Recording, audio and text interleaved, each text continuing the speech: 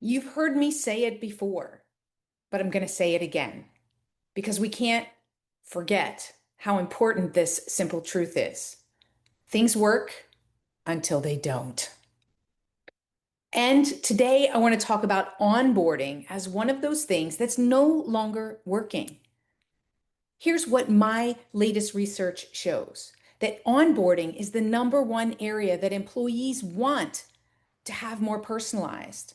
Yet, believe it or not, only about half of the employees believe that their company does a good job at personalizing the employee experience. And here's the real wake up call. According to Glassdoor in 2024, 1 in 5 new hires, they leave within the first 6 months because of these poor onboarding experiences. Think about all the people that you're losing before they've even had a chance to start contributing. It's crazy. So things work until they don't. If what you're doing now has been working in the past, it's important to understand that our workforce has changed. The styles, the preferences, the way that we work has changed. So that means the way that we lead and the way that our processes and workflows in our organizations need to function, they need to change as well. Here's the problem is that people don't learn the same way. They don't engage the same way and they don't connect in the same way. Think about your consumer life. We expect personalization from Amazon to Netflix. It knows what we want next. It makes a prediction based on what we've watched. But at work, it's the same old, right? It feels like we're stepping into 1999. Everything is a one size fit all model. And that just doesn't work anymore to make people feel connected and like they belong to the organization.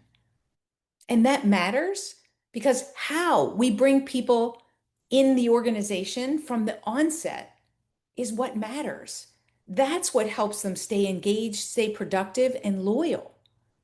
And the problem is that if you're getting it wrong, they're gone before you even get going. Now, think about this. A visual learner, they like short videos with infographics, something that walks you through the company's vision, mission, and markets. But what about an auditory learner, someone who learns better by listening?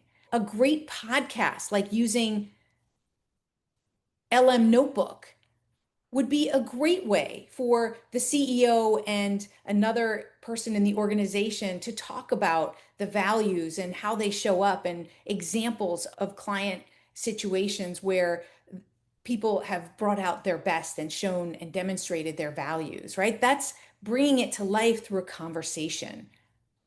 And what about hands-on onboarding, where you start somebody onto a project and they work with a partner or a mentor and they shadow somebody and they learn as they go? Or maybe it's a project simulation or a role play that puts you right in the middle of a real world challenge that might happen in the organization.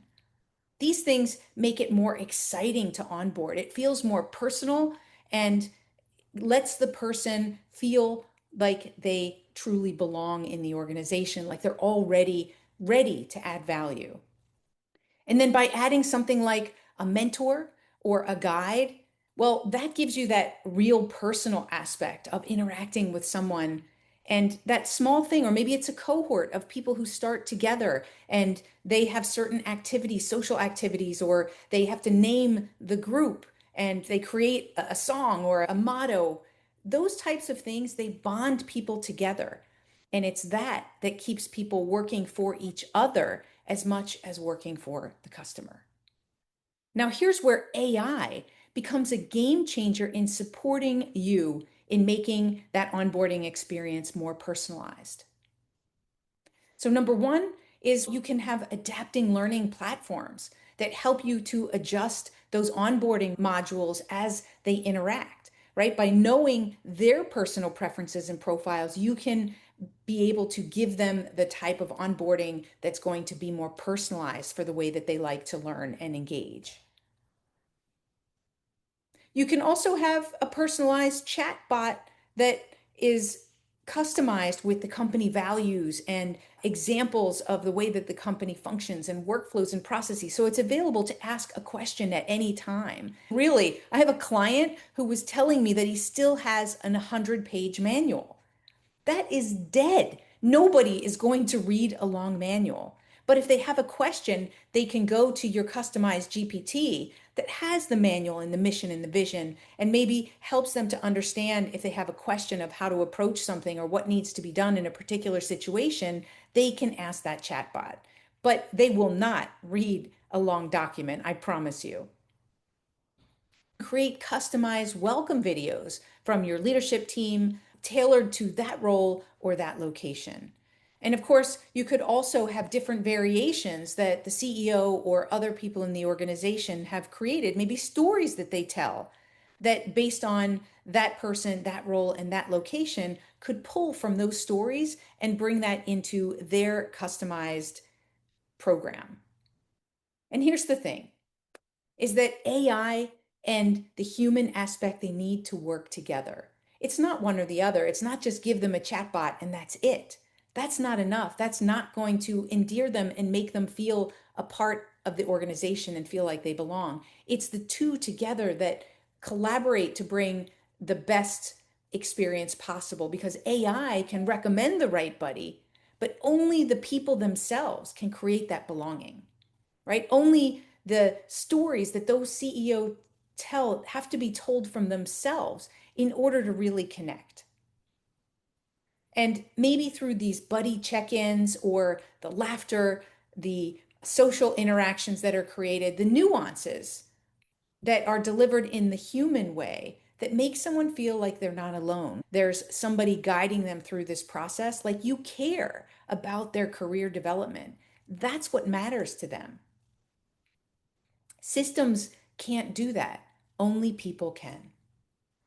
And that's why the future of onboarding isn't AI versus humans. It's AI collaborating with humans to do what they do best, and that is to build connection.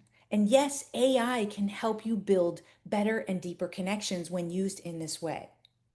Let's look at some companies who have been doing this for ages in terms of personalizing the onboarding experience.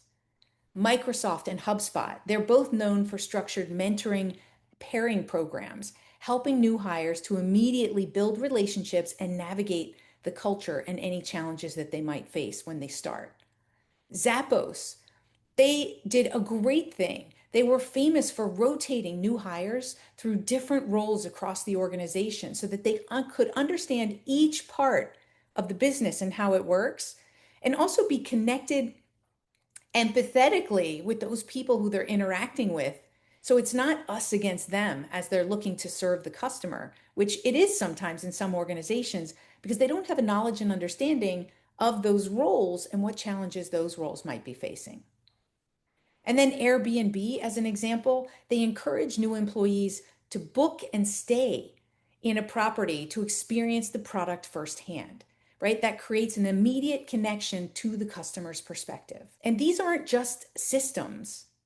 These are experiences that blend personalization with human connection. And when combined today with AI to help to get more personalized experiences to help you to pair that buddy, that is going to be way more effective. It's going to help you create those experiences more customized and also faster for you to be able to implement them. So here's my challenge to you.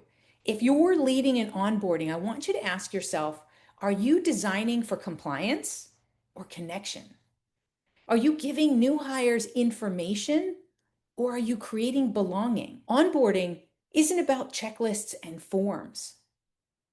It isn't about throwing the mission and the values in front of them and having them read them. It's about creating culture and commitment. And the only way to do that is through connection and belonging.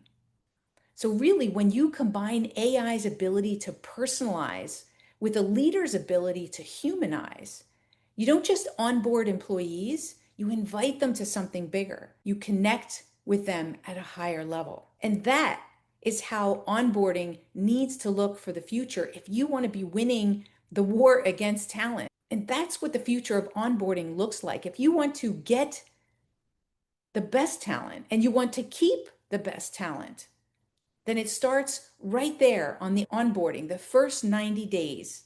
When you get that right, the rest of it gets a lot easier. I talk about connection and relationships as something that I learned from a mentor of mine that is like a bank account, and that each interaction is either a withdrawal or a deposit. So, with that in mind, think about what kind of deposits and investments you are making in the first 90 days of those people who are starting in the organization. And clearly, things aren't going to go perfectly in their experience with the organization or with the clients or with the workflows. But at the same time, when you've made that level of deposit, then you get some trust and you've earned the right to make some withdrawals, meaning that when things don't go well, that's a withdrawal. But when you have enough deposits, you have enough in your account to support that. So just remember, if this episode resonated with you, share it with your team, share it with a leader, share it with HR, those people who are shaping your onboarding. If you want more insights from my research around AI and personalization and the future of work, subscribe. Subscribe so you can hear more about my research on AI, personalization, and the future of work. And if you're having an upcoming event, I'd love to come and talk to your organization so that everybody understands how we need to reset the way that we work, live, and lead. My name is Penny Zanker, and it's time to reset.